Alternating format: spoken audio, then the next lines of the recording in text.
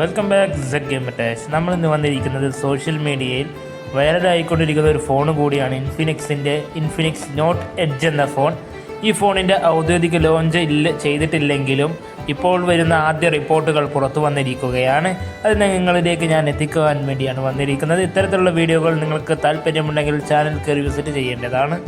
ഡിസൈനിൻ്റെ കാര്യം പറയുകയാണെങ്കിൽ Infinix not എഡ്ജിൻ്റെ design കണ്ടാൽ നിങ്ങൾക്ക് ഒരുപാട് പരിചിതമായൊരു ഡിസൈൻ പോലെ തോന്നും. കാരണം ഇത് ഐഫോൺ 17 പ്രോയിൽ നിന്ന് ഇൻസ്പയർ ആയിട്ടുള്ള ഒരു കവേർഡ് AMOLED എഡ്ജ് ഡിസൈനാണ് ഇവർ ഇതിൽ നൽകിയിട്ടുള്ളത്.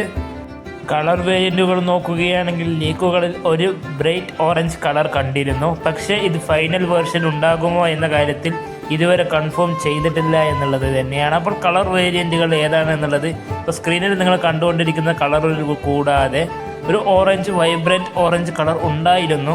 പക്ഷേ അത് കൺഫേം ആയി വരുമോ എന്നുള്ള കാര്യത്തിൽ സംശയമാണ്. ഇത് ഏകദേശം വരുന്ന കളറുകളാണ് ഞാൻ നിങ്ങൾക്ക് നൽകിയിട്ടുള്ളത്.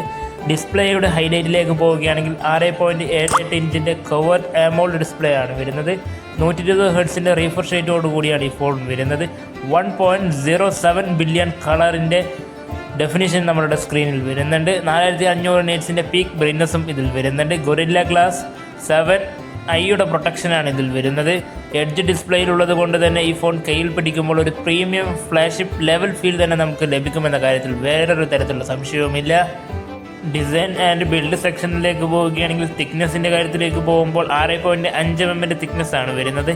വെയിറ്റ് വരുന്നത് 185 ഗ്രാമിൻ്റെ വെയിറ്റും ആണ് ഈ ഫോണിൽ വരുന്നത്. സ്ലിം ആയിട്ടുള്ള ഡിസൈൻ ആണെങ്കിലും ബാറ്ററിയിൽ ഒരു കോംപ്രമൈസേ ഇല്ല.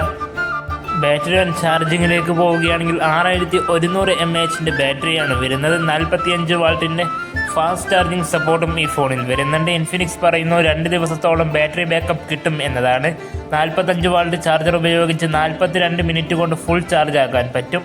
നിങ്ങൾ നെറ്റിയിട്ടുണ്ടാവുമെന്ന കാര്യത്തിൽ സംശയമില്ല. ഇനി നമുക്ക് പെർഫോമൻസ് സൈഡിലേക്ക് പോവുകയാണെങ്കിൽ MediaTek Dimensity 7300 എന്ന ചിപ്സെറ്റാണ് ഇതിൽ ഉപയോഗിക്കാൻ പോകുന്നത്. 8GB RAM ആണ് വരുന്നത്. Android 6 ബേസ്ഡ് ആയിട്ടാണ്.